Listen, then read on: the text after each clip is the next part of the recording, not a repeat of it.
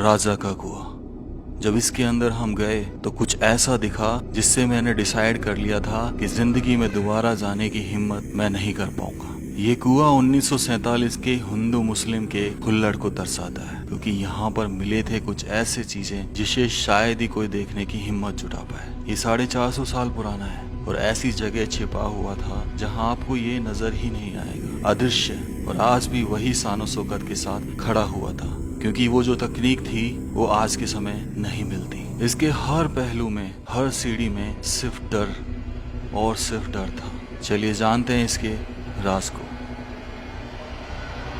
भाई भयंकर गर्मी है, बहुत ही जबरदस्त, अनट्रोलेबल, मतलब सहन नहीं की जा सकती।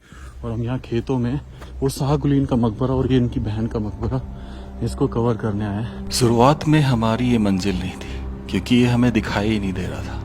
हम गए तो कुछ और काम के लिए थे, लेकिन जैसे जैसे इस खेत में आगे बढ़े तब हमें यहाँ के लोकल लोगों ने बताया कि यहाँ कुछ है। राम राम सर सभी को, खम्मा गणिसा राजस्थान, मेरा देश मेरा भारत। दोस्तों, मैं आपको दिखाने वाला हूँ ऐसा कुआं या कहें ऐसी बावड़ी जिसको देख के आप आश्चर्यचकित होने वाले, क्योंकि वो अपने आप में एक अजूबा है। और इस फील्ड को देखिए, थोड़ा खेत चारों तरफ, इधर भी देखिए आप, थोड़ा सा आपको कुछ दिखेगा नहीं, लेकिन यही है वो ऐतिहासिक बावड़ी जिसकी उम्र बताई जाती है 400 से 500 साल, जो शाहकुलीन के समय में बनी थी। तो आज ये मेरे पीछे पीछे, थोड़ा रिस्की है, पर हम जिस काम के लिए आए हैं वो करना उचित समझते हैं।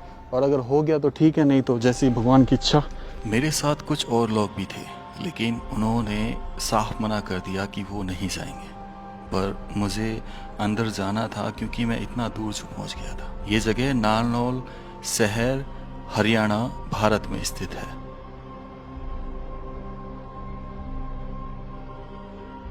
जा तो सही। ला दिनेश में कोई एलईडी दे दे। तो भाई दिस इज भाई, अरे ना होए यार, नहीं घबरा मत, आजा आजा भाई आजा। भाई ये पत्थर देखिए आप, और यहाँ पे हमें थोड़ा सा रिस्क भी है जान का, लेकिन सीरियसली बहुत हिम्मत दिखा रहा हूँ मैं कि मेरे साथ जो है ना, ये नीचे उतर गया हूँ मैं, है ना। आजा दिनेश, आराम से। ज़िंदगी रहेगी तो बहुत वीडियो बनाएंगे, पर भगवान से हम दुआ करते हैं कि हमें बचाए।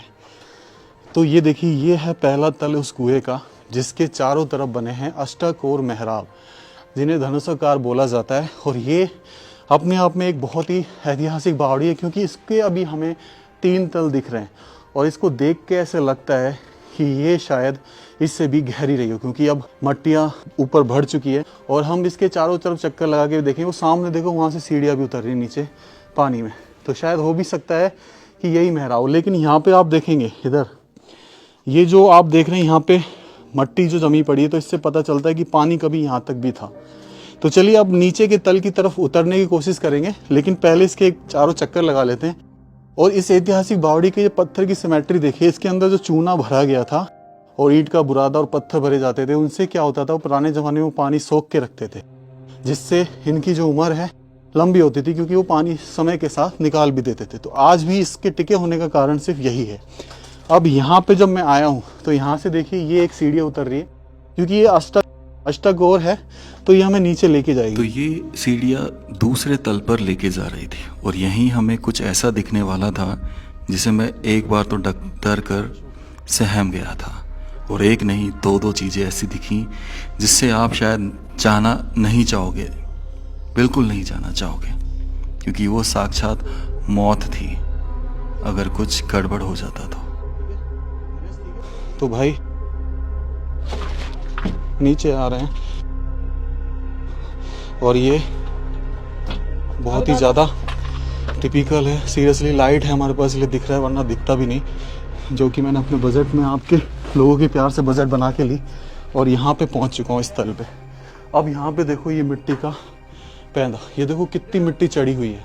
ये दर्शाती है कि पानी कितने टाइम तक यहाँ रहा, और ये दलदल बन चुका था उस समय। उसके बाद अपन यहाँ से देखते हैं सीधा, तो वहाँ से देखो ढाणे अभी भी आपको नजर आएंगे। वो ढाणे जहाँ से कभी पानी खींचा जाता था इस कुएं से।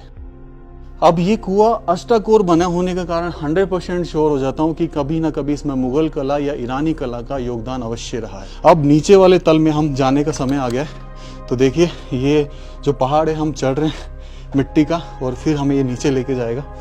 और भाई पता नहीं मैं कैसे हिम्मत जुटा रहा हूँ, शायद मेरे साथ कुछ लोग हैं आके, है ना।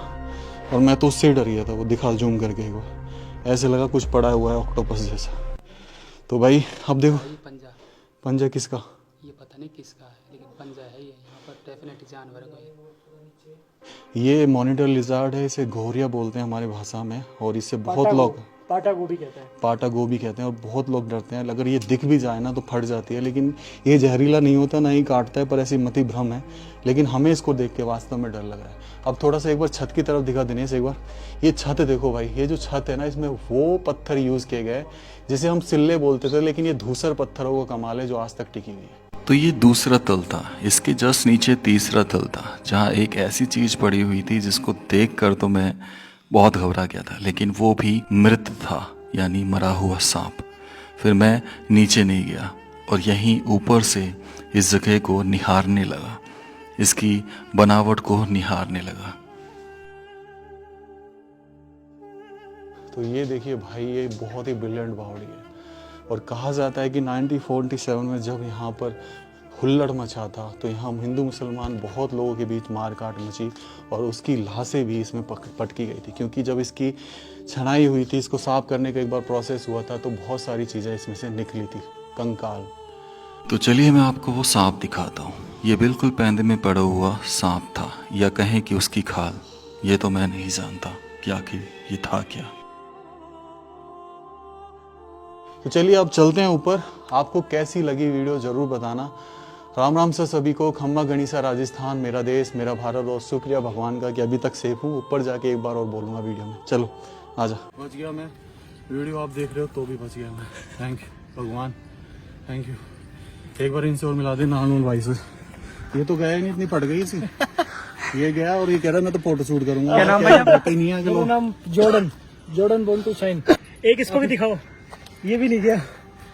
और ये हमारे खूंखार टैटू आर्टिस्ट। अरे रहेंगे भाई, ये सुंदर जगह जहाँ पे ये तोते कैद हैं, और मुझे अभी फिलहाल 5 तोते दिख रहे हैं इसमें, पर दिल गवाही नहीं देता, क्योंकि ये नारनौल में मैं नहीं चाहता कि कोई कभी कैद में जाए।